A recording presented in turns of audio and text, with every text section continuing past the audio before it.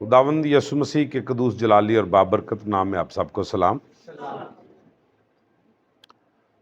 अज़रा और नहमिया के दो सहाइफ हैं, लेकिन दोनों लाज़िम व मलज़ूम हैं। अगर दोनों को इकट्ठा पढ़ें तो हमें ज़्यादा समझ आती है। ताहम आज हमारा ये टॉपिक नहीं है। ये दोनों जो हैं ये बहाली के नबी हैं, अंबिया हैं। असीरी के बाद अज़रा की क़यादत में और नहमिया की क़यादत में वफूद यरूशलेम में वापस आए और यरूशलेम में बहाली का काम शुरू हुआ।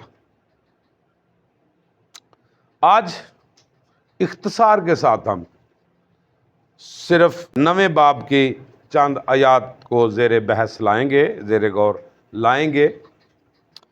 3 बातें हम इससे सीखेंगे। मतमा नज़र क्या है? बहाली, यरूशलेम की बहाली। बहाली के लिए जो इक़दामात किए गए उनमें से एक कदम जो है वो है दुआ और रोज़ा। इसका जो बैकग्राउंड है, जो सियाक व सबाक है, वो ये बताता है कि बहाली के दौरान किताब मिली। वहाँ से इन्हें पता चला कि किताब को पढ़ना कितना ज़रूरी है। फिर उन्होंने ईद ख़याम मनाई। ईद ख़याम मनाने के लिए ईद ख़याम जो आखिरी दिन था वो था 22 तारीख, और 24 तारीख को फिर इन्होंने दोबारा से रोज़ा रखा है। अगर हम थोड़ा सा पीछे जाएं, ईद ख़याम जो है वो अहबार की किताब 23 बाब उसकी 33वीं आयत से लेकर 43वीं आयत, और गिनती की किताब 29 बाब 12वीं आयत से लेकर 38वीं आयत में मज़कूर है कि किस तरह आपने मनानी है। अमूमन इसको झोंपड़ियों की ईद भी इस याद में मनाया जाता था कि किस तरह से बनी इसराइल को खुदा मिस्र से निकाल कर लाया और रास्ते में 40 साल वो झोंपड़ियों में रहे। ये कौमी और सालाना ईद थी जो 7वें महीने यानी तीसरी महीने की 15वीं तारीख से लेकर 8 दिन तक मनाई जाती थी।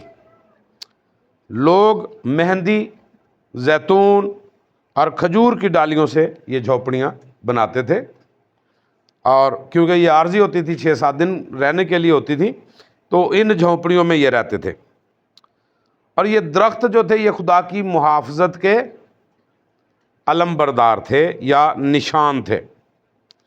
यानी इनसे ये अंदाज़ा लगाया जाता था कि ये जो दरख्त है, जो खजूर है, वो कभी मुरझाता नहीं है, खजूर पर कभी ख़िज़ां नहीं आती।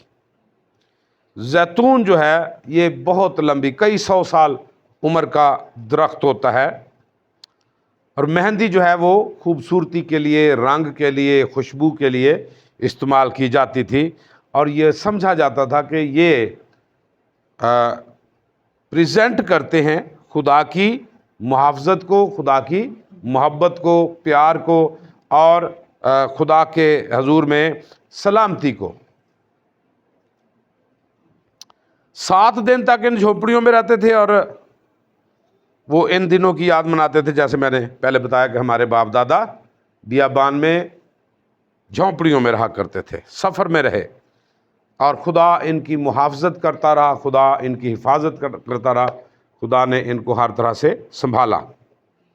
इस ईद पर पहले और 8वें दिन मुक़द्दस मजमा होता था। पहले दिन और 8वें दिन मुक़द्दस मजमा होता था। जानवरों की कुर्बानियाँ चढ़ाई जाती थीं और खुदा की शुक्रगुजारी की जाती है। यहाँ पर एक ख़ास तरतीब दी गई है।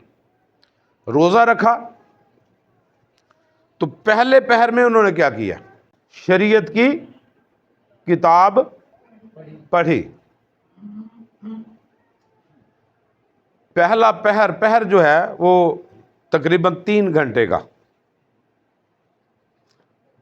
تو آج جب ہم روزہ رکھتے ہیں تو پہلا پہر 3 گھنٹے مسلسل بائبل پڑھتے ہیں، خدا کا کلام پڑھتے ہیں. ہم میں سے میرے خیال ہے کوئی بھی نہیں پڑھتا، شاید کوئی ایک آدھ بندہ پڑھتا بھی ہو، ہم یہ نہیں کہہ سکتے. کل بھی ہم نے یہ سیکھا تھا کہ روزہ جو ہے وہ دعا کے بغیر اور خدا کے کلام کے بغیر اور خدا کے ساتھ رفاقت کے بغیر کوئی فائدہ نہیں ہے. اور یہاں پر یہ واضح کیا گیا ہے کہ پہلا پہر انہوں نے کیا کیا ہے؟ صرف شریعت کی کتاب کو پڑھا ہے، ادھر ادھر دھیان نہیں دیا، صرف شریعت کی کتاب کو پڑھا ہے. اور کیسے پڑھا ہے؟ یہ بڑی خطرناک بات ہے. کیسے پڑھا ہے؟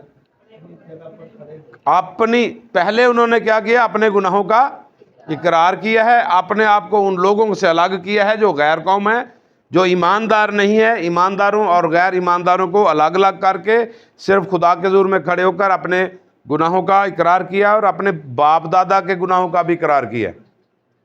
میں بھی گناہ گار، میرا پیو بھی گناہ گار، میرا دادا بھی، ابا و اجداد بھی. اور پھر 1 پہر تک 3 گھنٹے تک کھڑے ہو کر صرف کلام کو سنا ہے. اور ہم میں سے کتنے لوگ ہیں جو خدا کی حضوری کے ڈر سے، خدا بات کر رہا ہے، ہم کھڑے ہو کر سنتے ہیں. وہ 2 منٹ زیادہ لگ جانا تھا، پادری نو خیر چیتا بھول گیا، بٹھاؤ ہی نہیں دیا. اور یہاں پر یہ لکھا ہے کہ کیونکہ ان کو خدا کی حضوری کا احساس تھا اور وہ کھڑے ہو کر اس کی آواز کو سنتے رہے. کھڑے ہو کر انہوں نے خدا کا کلام 1 پہر تک سنا، اور دوسرے پہر میں اقرار کر کے خداوند اپنے خدا کے حضور کیا کرتے رہے؟ سجدہ کرتے رہے، گر پڑے. 3 گھنٹے تک سر نہیں اٹھایا انہوں نے. 3 گھنٹے تک یوں سمجھ لیں کہ 3 گھنٹے مسلسل انہوں نے دعا میں وقت گزارا ہے، اگر ہم آج کے طریقے سے سمجھیں اس کو.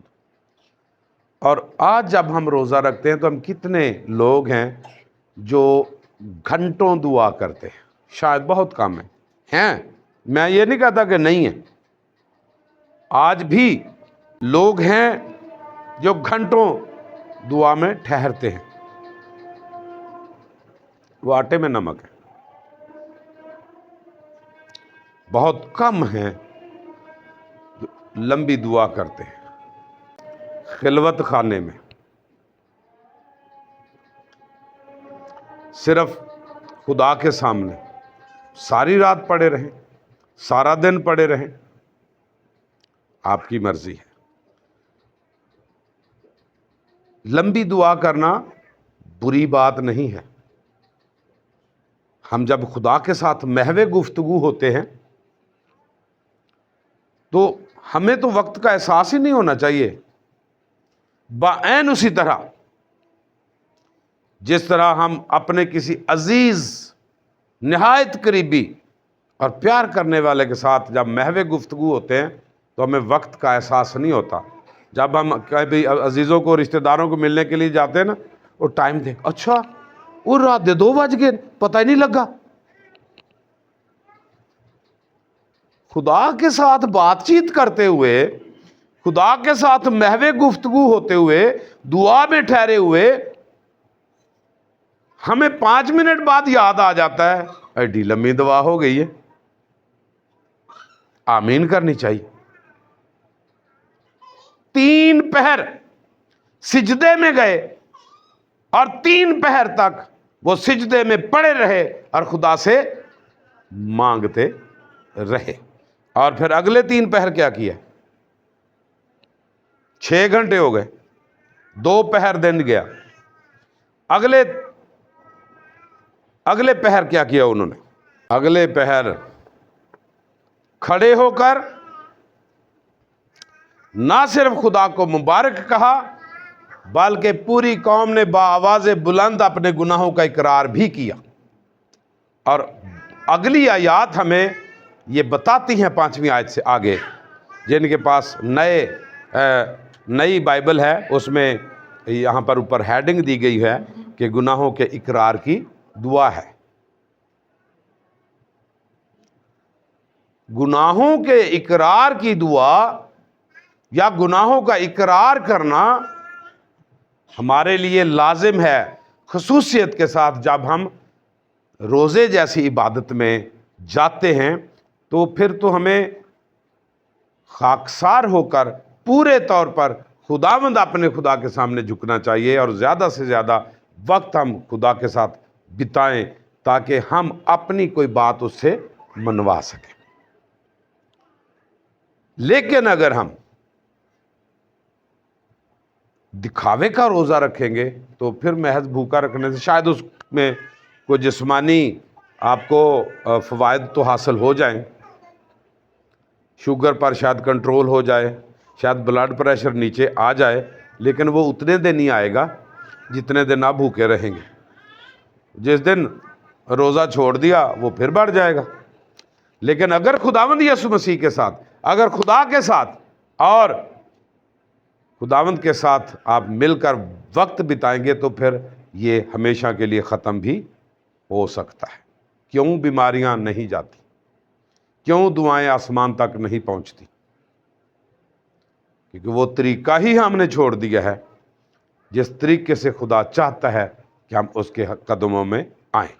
आज की ये शाम मुझे और आपको चैलेंज देती है कि हम अपने आप पर ध्यान करें, अपनी ज़िंदगी पर ध्यान करें और अपने आप को खुदावंद के सामने रखते हुए परखें और खुदावंद की मर्ज़ के मुताबिक अपने आप को ढालें। खुदा बाप, बेटे, रूपा के नाम से आमीन।